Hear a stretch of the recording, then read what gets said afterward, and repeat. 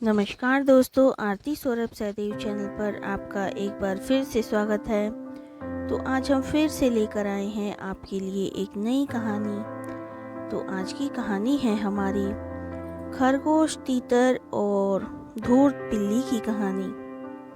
तो चलिए दोस्तों, कहानी को हम शुरू करते हैं। किसी वन में एक ऊंचे पेड़ की खो में एक तीतर रहता था। कई वर्षों से वह वहां आनंद पूर्वक जीवन व्यतीत कर रहा था। एक दिन भोजन की खोज में वह अपना खो छोड़कर निकला और एक हरे भरे खेत में पहुंच गया। वहां हरी भरी कोपले देख उसका मन ललचा गया और उसने कुछ दिन उसी खेत में रहने का निर्णय किया। कोपलों से रोज अपना पेट भरने के पश्चात वह वहीं सोने लगा। कुछ ही दिनों में खेत की हरी भरी कोपली खाकर तीतर मोटा ताजा हो गया, किंतु पराया स्थान पराया ही होता है। उसे अपने खो की याद सताने लगी। वापसी का मन बना, वह अपने खो की ओर चल पड़ा।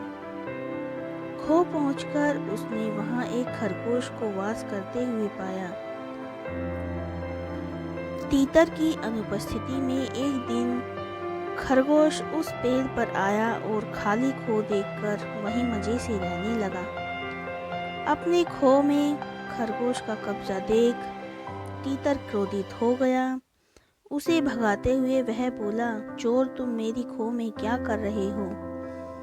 मैं कुछ दिन बाहर क्या गया, तुमने इसे अपना निवास बना लिया। अब मैं वापस आ गया हूँ, चलो भागो यहाँ से। किंतु खरगोश टस से मस नहीं हुआ और अकड़ कर बोला, तुम्हारा खो कौन सा? अब यहाँ मैं रहता हूँ, ये मेरा निवास है। इसे छोड़कर जाने के उपरांत तुम इस पर से अपना अधिकार खो चुके हो, इसलिए तुम यहाँ से भागो। तीतर ने कुछ देर विचार किया। उसे खरगोश से विवाद बढ़ाने के कोई औचित्य दिखाई नहीं पड़ा।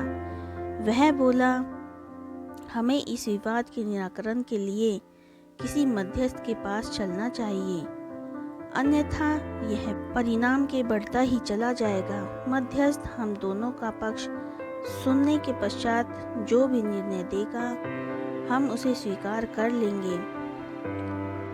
तीतर को भी खरगोश की बात उचित प्रतीत हुई और दोनों मध्यस्थ की खोज में निकल पड़े।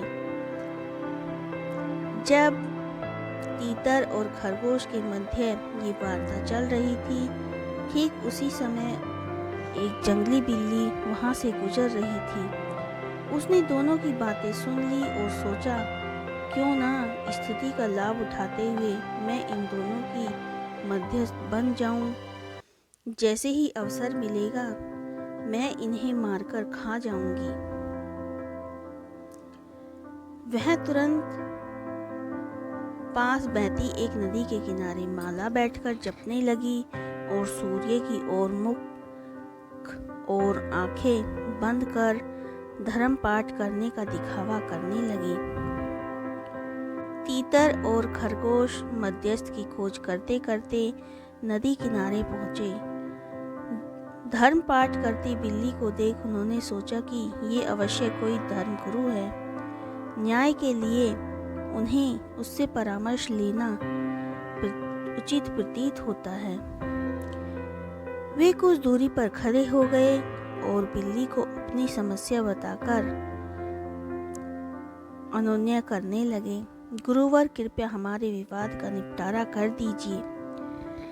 हमें विश्वास है कि आप जैसे धर्म गुरु का निर्णय धर्म के पक्ष में ही होगा, इसलिए आपका निर्णय हर स्थिति में हमें स्वीकार्य है। हम में से जिसका भी पक्ष धर्म विरुद्ध हुआ, वो आपका आहार बनने के लिए तैयार रहेगा। यह सुन धर्मगुरु बनी पाखंडी बिल्ली ने आंखें खोल ली और बोली, राम राम, कैसी बातें करते हो? हिंसा का मार्ग त्याग कर मैंने धर्म का मार्ग अपना लिया है, इसलिए मैं हिंसा नहीं करूंगी, किंतु तुम्हारे विवाद का निराकरण कर तुम्हारी सहायता अवश्य करूंगी। मैं वृद्ध हो चुकी हूँ और मेरी श्रवण शक्ति क्षीण हो चुकी है, इसलिए मेरे निकट आकर मुझे अपना अपना पक्ष बताओ। पाखंडी बिल्ली को चिकनी चुपड़ी बातों पर तीतर और खरगोश विश्वास कर बैठे और अपना पक्ष बताने उसके निकट पहुंच गए। निकट पहुंचते ही पाखंड बिल्ली ने तीतर को पंजों में दबोच लिया और खरगोश को अपने मुंह में दबा लिया। कुछ ही देर में दोनों को सफा चट कर पाखंडी बिल्ली वहां से चलती बनी। तो दोस्तों, इस कहानी से हमें यह शिक्षा मिलती है कि अपनी शत्रु पर कभी भी आंख बंद करके भरोसा नहीं करना चाहिए, परिणाम घातक हो सकता है। तो दोस्तों, आज की कहानी हमारी यहीं पर समाप्त होती है।